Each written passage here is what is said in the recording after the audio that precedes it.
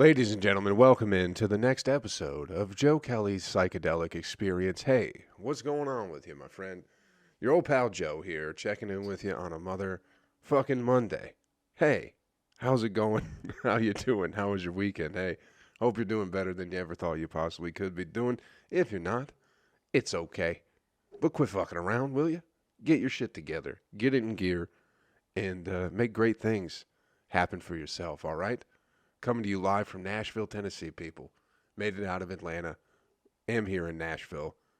Monday morning recording this shit, too. So don't say I never did anything or didn't do anything for you, whatever. Got some shows coming up.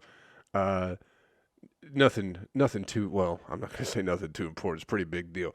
Monday, May 2nd, I'll be at New Heights Brewing here in Nashville, Tennessee, closing out that show. Please come through. And also, we have the 10th anniversary of the East Room in June. That's also in Nashville from the 9th through the 11th. I think we're doing comedy there on the 9th. Maybe the 10th. I don't have the exact dates yet, but keep your eyes on joekellycomedy.com for all the upcoming info, all the upcoming dates, all that fun shit. You know what I mean? And that's it, people. That's all we got as far as announcements go. Oh, yeah, of course. If you haven't checked out my new podcast with my good friend Monty Mitchell, The Stinkhole Hour, please do. Put up a free episode on YouTube this past weekend with our good friend Brett Brock, a.k.a. The Drunk Drawer.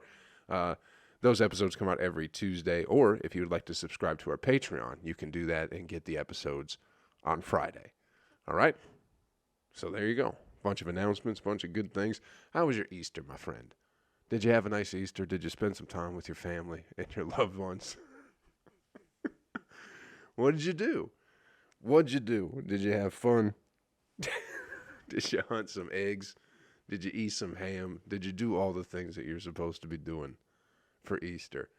I'll tell you what I did, people. Ate some ramen fucking noodles. That's what I did. Had some cold oatmeal. Not like it was warm and then went cold. This already sounds like a fucking tragedy. You know, on Easter, I had cold oatmeal and then some ramen noodles. Don't feel bad. It's what I wanted to do. You know, just enjoyed the day. Took it easy.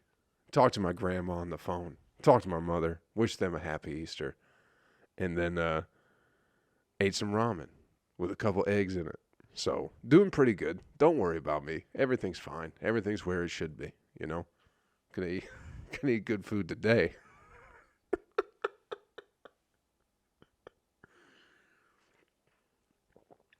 But, yeah, I don't know. Easter's great, you know? Easter is like, what do you think of when you think of Easter? I'll tell you something, people. Easter time reminds me of the first time I got horny, you know? I don't know if you guys feel the same way, if you have a particular holiday where you remember the first time you got horned up, you know? But Easter is that holiday for me. Not because of the bunny, nothing like that, you know? I'm not a bestiality type of fella.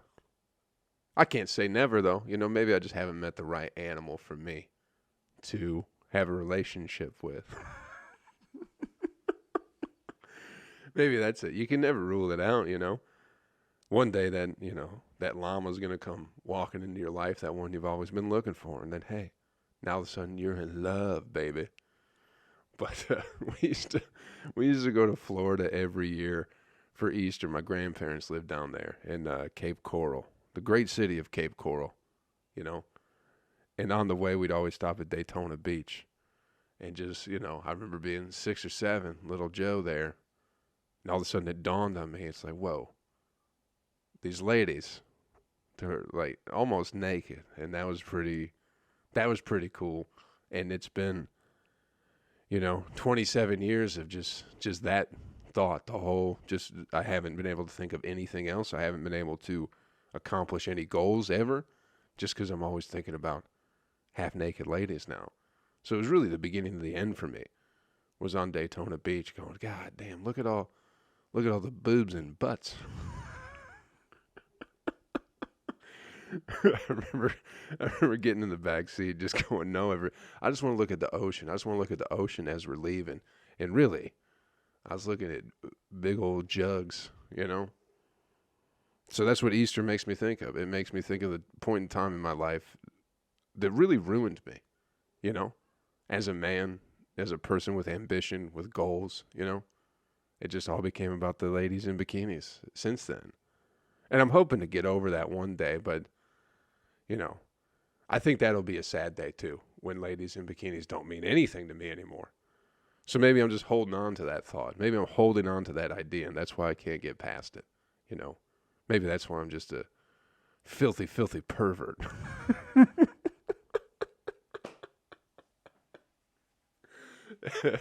Maybe that's why. But maybe because I don't know who else to be, if not being, you know, a dirty pervert. But it's not my fault, you know? Scorpios are destined to be perverts, right? So that's what it is. It's not that I'm a dirty person. It's the fact that the moon was wherever it was when I was born, you know? That's it, fellas. Don't ever think that you're not supposed to be who you are, you know? Be disgusting. Be proud. It's not because of you. It's because of astrology. All right? That's what you tell the ladies when they're into astrology. They'll be like, you're a pervert. It's like, no, baby.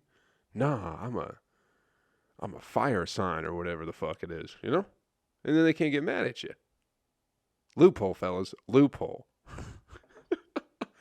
Easter was also the best holiday. It was... I was lied to Easter. I think I've talked about this before. Easter longer than like Christmas, you know. I believed in the Easter bunny far too long, even after I knew Santa Claus wasn't real.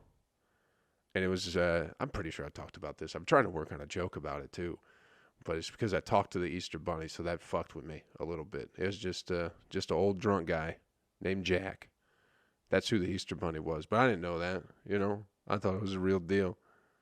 So I go back home, you know, with this valuable information of talking to the Easter bunny. I'm going back home with, you know, the Easter bunny's phone number and a boner. Going back, telling my friends, going, listen, I know Santa Claus is fake, but check this out. The Easter bunny is, in fact, 100% real, because here is his phone number. And also here is his address. Because we got to write letters to the Easter bunny, too, you know.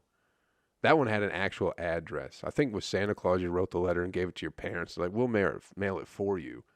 But the Easter bunny had a legit address. Looking back at it, I'm pretty sure it was just my grandparents' house. But, you know, that was before GPS and all that. So I didn't know where we were. I just knew when we were. And I knew I was horny as fuck, bro.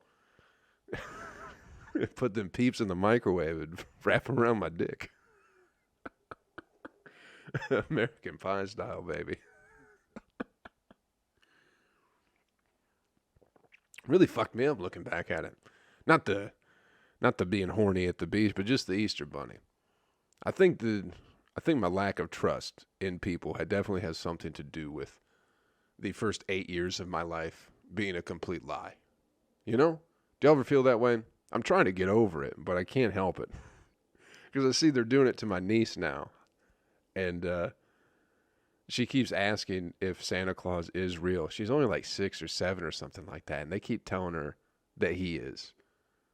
They tell her as long as she believes he's real, he's real. Which is so fucked up. You know, I'm just thinking, is there a relation between lying to children for the first 8 years of their life and school shootings? I'm wondering if that's a possibility at all. You know, where you finally get to middle school and everything, you just feel betrayed about every bit of hope and you've ever had. I don't know. Someone should do that study. It ain't gonna be me. I got too much going on. Clearly. What else? Again, people, I just got here last Monday. It was a good move. It's been good to be back. But ever since the Will Smith thing, I feel like the news has just stopped in my world. I haven't really been paying attention. I saw that it doesn't look like it's going good in Russia and Ukraine, you know. But other than that, I really have no idea what the fuck's going on. Elon Musk might be buying Twitter. What does that mean for us, people? Does that mean we get Alex Jones back? Is that what that means? God, that would be great. That would be the best thing if we get Elon, or if we can get Alex Jones back on Twitter. And Donald Trump. I want to like the Elon fella, but I'm not sure if I trust him. You know? You can't trust a fucking nerd. You know what I mean? Despite how cool he's trying to be, despite how good his hair plugs look, all that shit.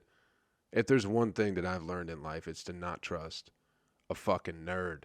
You know? Because they don't know how to handle themselves. They don't know how to behave. You know?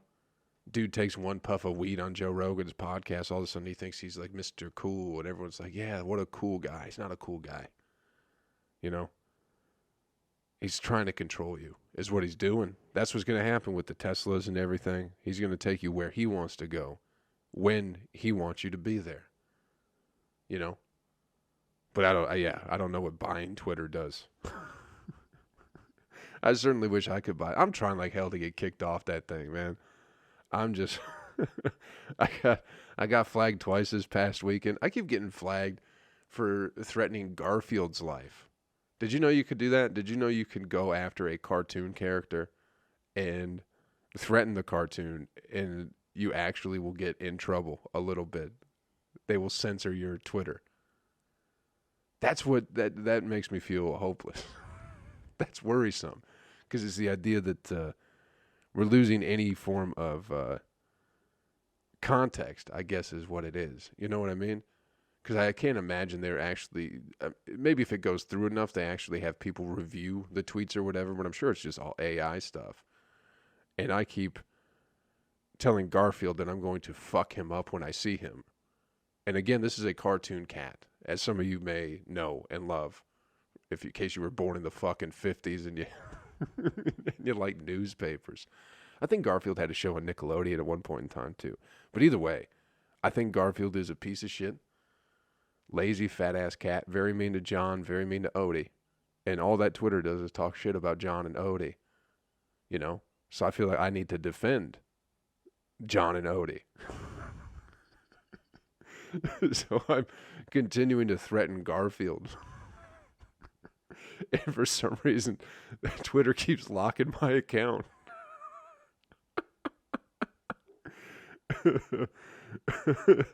Meanwhile, you are completely allowed to show people getting shot in the chest. All you have to do is put a warning on there that says, hey, this is a graphic video.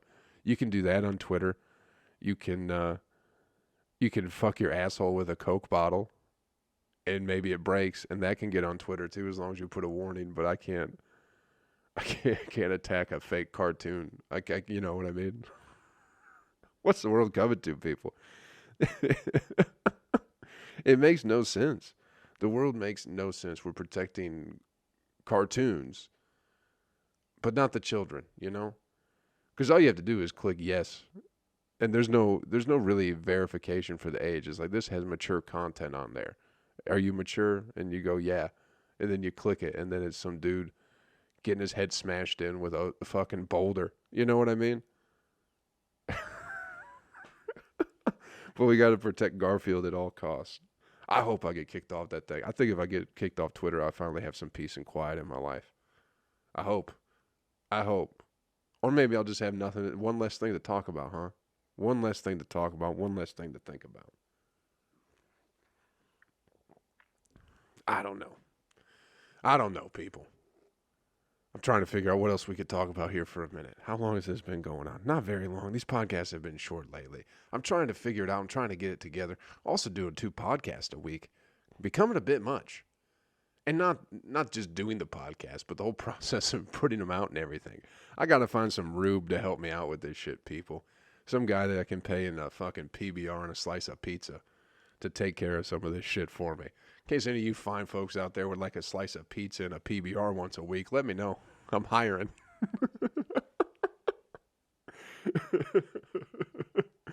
I'm certainly hiring. Let's talk about this T.I. shit. I haven't really talked about this much, and I'm glad to be away from it too. Did y'all see T.I., the rapper, the hip-hop fella, is doing comedy in Atlanta? Or just in general, he's doing comedy, but he's from Atlanta. There was a big fuss a couple of weeks ago where he went to some open mic, and the host of the open mic was talking about his like sex trafficking allegations or some shit like that, and he didn't like it. So he freaked out and like took the mic from her. And it just became this big whole fucking thing. And it's like, who cares? I don't know. And coming up here to Nashville, coming from Atlanta to Nashville, people want to talk to me about this T.I. shit. And I don't care. I think everybody's an idiot. Just in general, not even in the T.I. situation, just most people.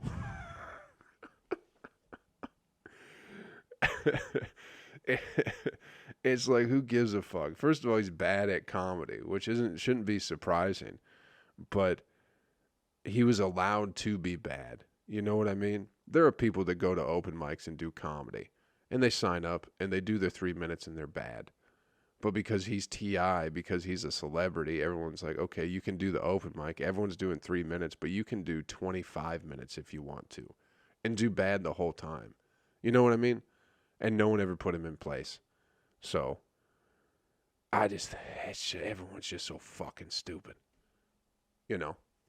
Imagine getting into a fight with a rapper at an open mic, and it does wonders for your comedy career.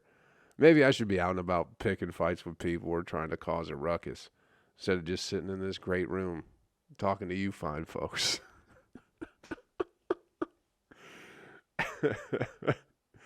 I can't imagine. Like, bro, if you're supposed to do 3 minutes and you do 20, you know, especially at the Laughing Skull in Atlanta, if you're just a regular jack off, they play Enya.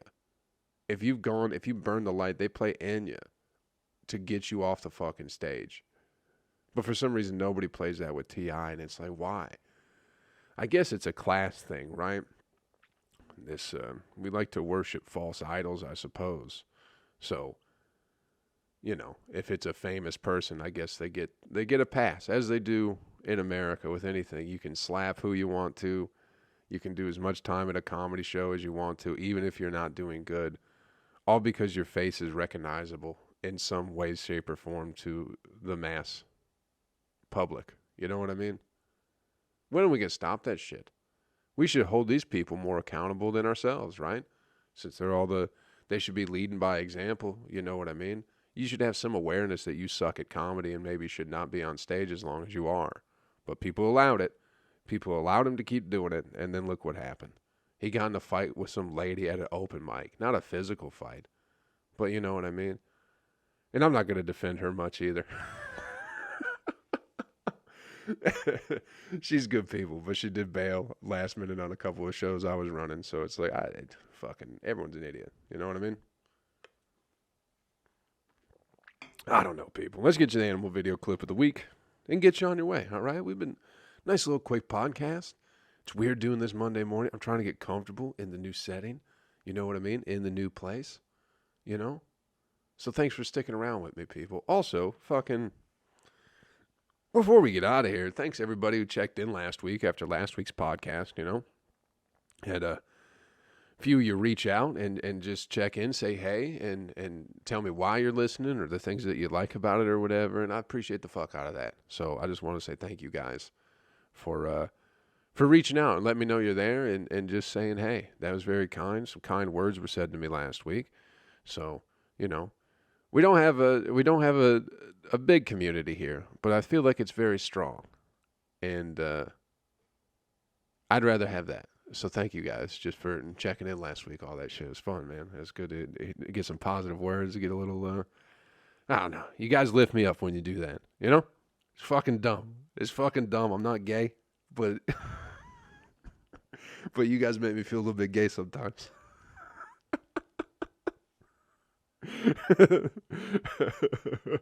All right. I'm not even sure. This video it's whatever. And where's the missing link at between monkeys and people? Have we figured that out yet? Wasn't it supposed to be, what was the lady monkey? Like way back in the day that everyone thought was the missing link. Lucy? Was that her name? Remember Lucy? We learned about that in elementary school. Where it's like, this is the missing link. And then someone told me that there's supposed to be an extra link there. You know, that Lucy wasn't the missing link between monkeys and humans, but, you know. Anyway. We're just similar. Have you noticed that?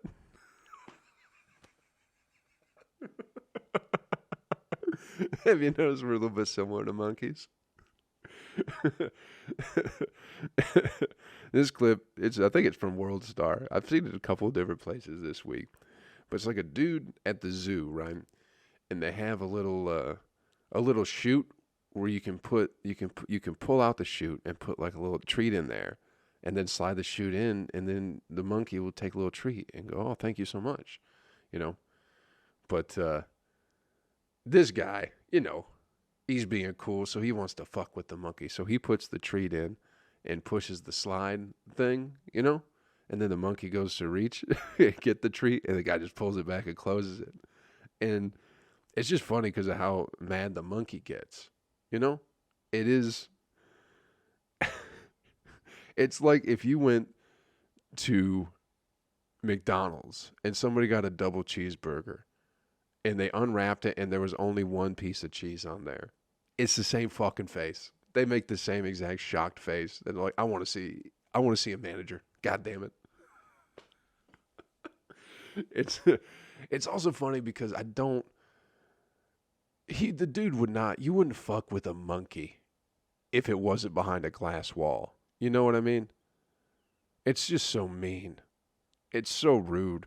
Imagine somebody doing that to you, Someone gives you fucking Five Guys or whatever it is you like, and they just keep taking it away from you and laughing at you and going, this is funny, and you can't do anything about it, Imagine the rage that would cause.